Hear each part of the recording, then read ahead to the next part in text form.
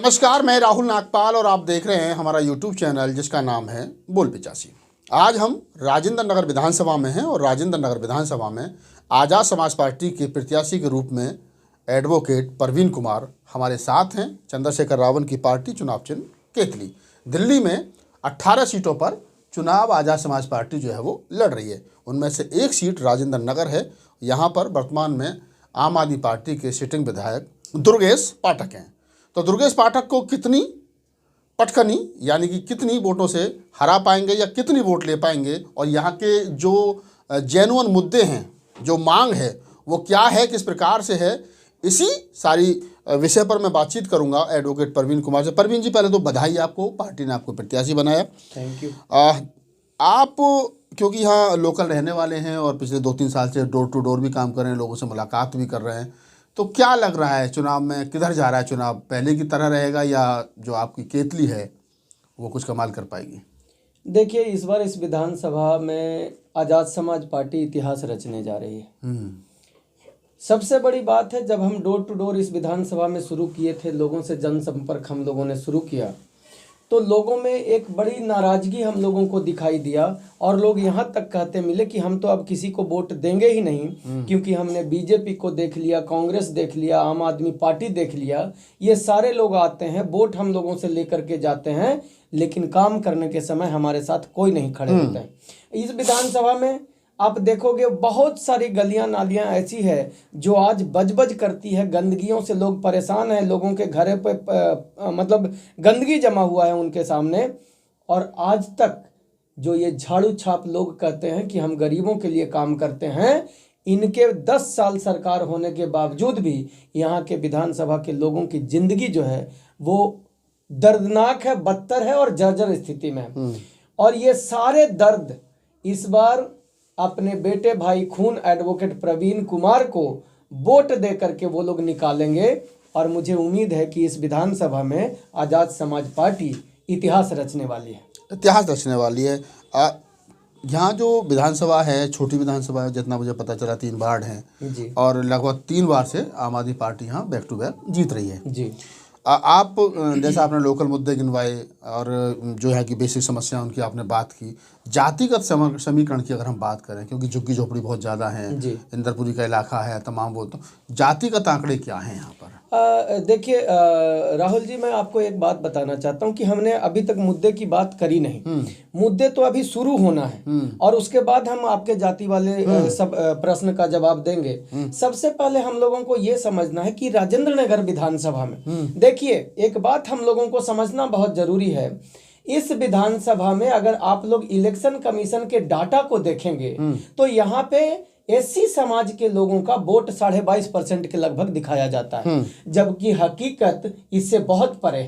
मैं आप लोगों को बताना चाहता हूं कि राजेंद्र नगर विधानसभा में अगर एक्चुअल यहाँ पे जनसंख्या जनगणना हो जाती है तो इस विधानसभा में 60% के आसपास सिर्फ एससी समाज का वोट आपको मिलेगा। और उसका उदाहरण मैं आपको बता देता हूं कि कैसे मिलेगा। आप 100 क्वार्टर चले जाएंगे, लगभग 99% वोट सिर्फ एससी समाज का है। सतनगर में एससी समाज के लोग हैं, उसके बाद सारी झुग्गियों में 70% से ज्यादा लोग हैं। इंदरपुरी जहां आप हमारे ऑफिस में खड़े हैं, यहाँ पे 85% वोट सिर्फ दलित समाज का है, एससी समाज के लोगों का है। नारायणा की जितनी भी इंडस्ट्रियल एरिया की झुग्गियां हैं, वहां से 60 से 70% वोट हमारा है, सिर्फ एससी समाज का है। उससे आगे बढ़िएगा तो आपको लोहा मंडी हो गया, आपका पांडव नगर हो गया, इन सारे इलाकों में 80 से 85% वोट सिर्फ दलित और गरीब परिवारों का है। तब मैं कहता हूं कि एक बेईमानी तो सबसे पहले यहां चल रही है। ये आपके माध्यम से मैं इस देश को बताना चाहता हूं कि राजेंद्र नगर विधानसभा के सारे वोटर, आप लोग ये मत सोचना कि यहाँ पे हम लोगों की संख्या की तादाद की कमी है। अगर आप लोगों ने वोट दे दिया तो आपका बेटा एक तरफा जीतेगा, ये मैं आपको विश्वास दिलाता हूँ। अब आता हूँ मुद्दे पे।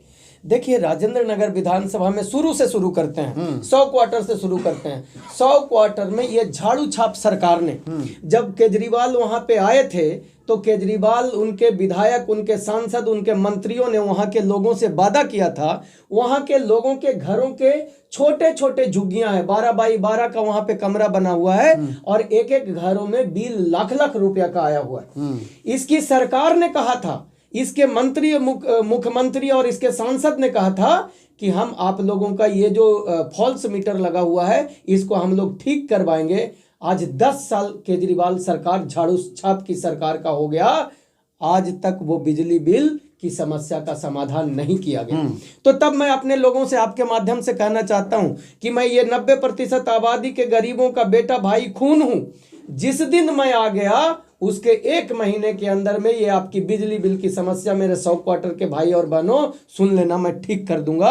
और चाहे लड़ाई जितनी लड़नी पड़े आपकी ताकत के साथ और आपके साथ मिल करके लड़ेंगे। 100 क्वार्टर से आप आगे बढ़िए। टोडापुर 10 घरा में, हाँ, टोडापुर 10 घरा में लगभग 70% वोट हम गरीबों का है, एससी समाज के लोगों का है। अब वहां पे पिछले 10 सालों में गलियों में जब आप घूमिएगा तो जमीन कम दिखाई देती है, वहां पे पाइप ज्यादा दिखाई देता है। 10 साल से इन गरीबों ने अपना हाथ जोड़ जोड़ के हाथ के तलहथी घिसा लिए, लेकिन उन ऊंचे और अमीर लोगों को, झाड़ू छाप के विधायकों को, उनकी वो दर्द दिखाई नहीं दिया। लोग आज भी रोज गलियों में गिरते हैं और हर दिन किसी न किसी का हाथ और पैर इन पाइपों के कारण लोगों का टूटता है, लेकिन इनकी सरकार को आज तक वो दर्द दिखाई किस चीज के पाइप हैं? ये पानी के पाइप हैं जो जमीन के ऊपर चल रहे हैं। हर आदमी ने अपने घर में कनेक्शन लिया हुआ है, जबकि सरकार की एक नैतिक जिम्मेदारी होती है कि घर तक पहुंचा करके पानी दे।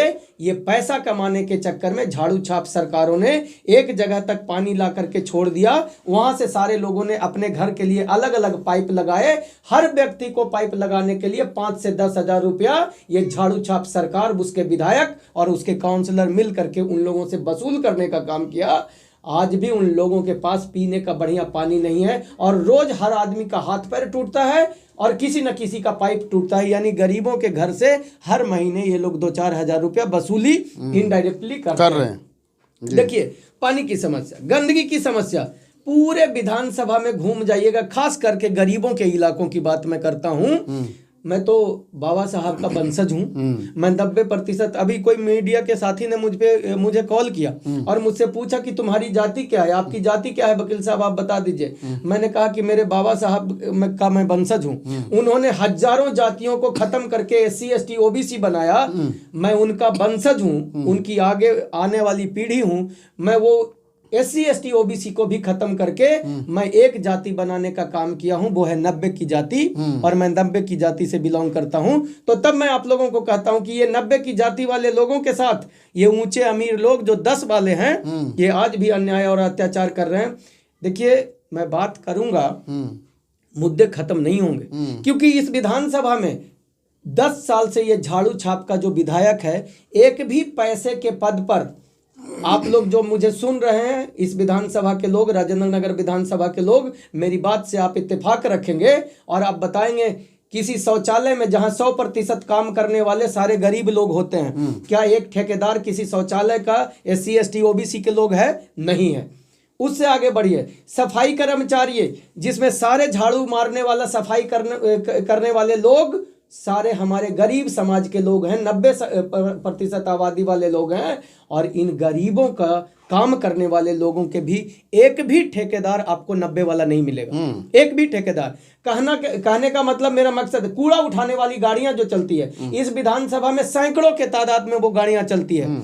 एक गाड़ी का ठेकेदार आपको कोई दलित, कोई पिछड़ा दिखाई नहीं देगा, क्योंकि विधायक यहाँ 10 वाला है, ऊंचा अमीर लोग हैं। मैं आपके माध्यम से, दूसरी बातें खत्म नहीं होगी।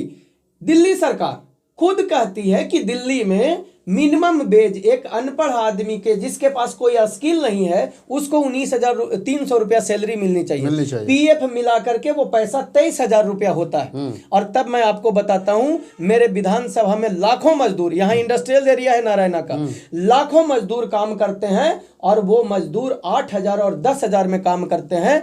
10 साल से झाड़ू छाप का विधायक यहाँ पे बना बैठा है, एक दिन इस बात का आवाज नहीं उठाया कि इन गरीबों को कानून जो कहता है उससे कम सैलरी क्यों दी जा रही है और हमारे लोग काम करते जा रहे हैं, उनके साथ अन्याय हो रहा है, अत्याचार हो रहा है। तब मैं आपके माध्यम से यहां बता देना चाहता हूं कि जिस दिन एडवोकेट प्रवीण कुमार भारती इस विधानसभा में विधायक बनेगा, अगले महीने की सैलरी जो हमारे लोगों तक पहुंचेगी मेरे भाइयों, वो 19,300 प्लस पीएफ का पहुंचेगा। लड़ाई चाहे मुझे जितना लड़ना पड़ जाए। एक बात और बहुत महत्वपूर्ण है, मैं समझता हूं पत्रकार साहब आपके पास समय की सीमाएं हैं, लेकिन एक बात मैं आपके माध्यम से और बताना चाहता हूं। देखिए, हम गरीबों के बच्चे हैं, गरीबों के खून है, तब हमको गरीबों का दर्द दिखाई देता है और उसके लिए लड़ाई लड़ता हूं। हमारे देश के कानून, संविधान और लेबर एक्ट कहता है कि एक गरीब मजदूर के काम करने का जो समय होगा वो 8 घंटे का होना चाहिए। मैं सही बोल रहा हूं? इतना तो आपको भी पता है और आपके माध्यम से दर्शकों को भी पता है कि मजदूरों से 8 घंटे से ज्यादा काम नहीं कराया जा सकता है और अगर कराना है तो उसके लिए अलग सैलरी देनी चाहिए। यानी 8 घंटा की मजदूरी के लिए आपको 19,300 प्लस पीएफ 23,000 रुपये आपको मिलना चाहिए। लेकिन हमारे लोगों से दिल्ली में राजेंद्र नगर विधानसभा में 12 घंटा काम करवाया जा रहा है और जिसकी सैलरी 8,000 और 10,000 रुपया दिलाया जा रहा है। तब मैं अपने भाई बहनों को कहना चाहता हूं आपके माध्यम से कि जिस दिन एडवोकेट प्रवीण कुमार भारती राजेंद्र नगर विधानसभा में केतली चुनाव चिन्ह से जीत करके विधायक बनेगा, उसके अगले दिन इन कंपनी मालिकों और ठेकेदारों के सामने जाकर के बैठ जाऊंगा 8 घंटा के बाद और 8 घंटा 1 मिनट से ज्यादा काम करने नहीं दूंगा मैं अपने लोगों को। हम अपने लोगों के साथ अन्याय और अत्याचार नहीं होने देंगे। मुद्दे बहुत सारे हैं, कितना गिनवाऊं आपको, लेकिन बस इतना कहता हूं आपके माध्यम से कि मैं गरीबों का खून हूं और गरीबों के साथ खड़ा रहूंगा। तब मैं कहता हूं कि इस बार हमारे लोग इतिहास रचेंगे वोट दे करके और उनका बेटा इतिहास रचेगा काम करवा करके। बहुत सारी मुद्दे, बहुत सारी समस्याएं एडवोकेट प्रवीण कुमार ने बताई। राजेंद्र नगर विधानसभा में इंदरपुरी आती है और इंदरपुरी एक ऐतिहासिक स्थान है क्योंकि यहाँ पर कुमारी मायावती जी जो उत्तर प्रदेश की 4 बार मुख्यमंत्री रही हैं, उनका जन्म हुआ था, उनका परिवार यहीं रहता था और आज भी उनके परिवार के कुछ लोग यहाँ रहते हैं। बड़ी बड़ी कोठियाँ उनकी यहाँ पर आपको देखने के लिए मिल जाएंगी। और भी जिस प्रकार की समस्या उन्होंने गिनवाई, और एक बात बड़ी मजे की है कि 60% से ज़्यादा आबादी SC ST की है यहाँ पर। तो शेड्यूल कास्ट की आबादी 60% से ज़्यादा वाली ये विधानसभा क्या इस बार इतिहास रचेगी? क्या केतली के चुनाव चिन्ह पर एडवोकेट प्रवीण कुमार को मोहर लगा करके विधायक बनाएगी? बनाना भी चाहिए। बदलाव जरूरी है, राजनीति में ठहराव नहीं होना चाहिए, क्योंकि प्रवीण कुमार भारती जैसे एडवोकेट प्रवीण कुमार जैसे लोग राजनीति में आएंगे तो फिर निश्चित रूप से बदलाव होगा। और जब बदलाव होगा तो बदलाव में हमेशा याद रखिए कि गरीब और ज़रूरतमंद का ही भला होता है। इस पूरी बातचीत के बारे में आपकी क्या प्रतिक्रिया है, हमें कमेंट सेक्शन में बताइए और मुझे दीजिए इजाज़त। मैं फिर किसी ऐसे ही जांबाज साथी के साथ आपसे रूबरू होऊंगा। धन्यवाद।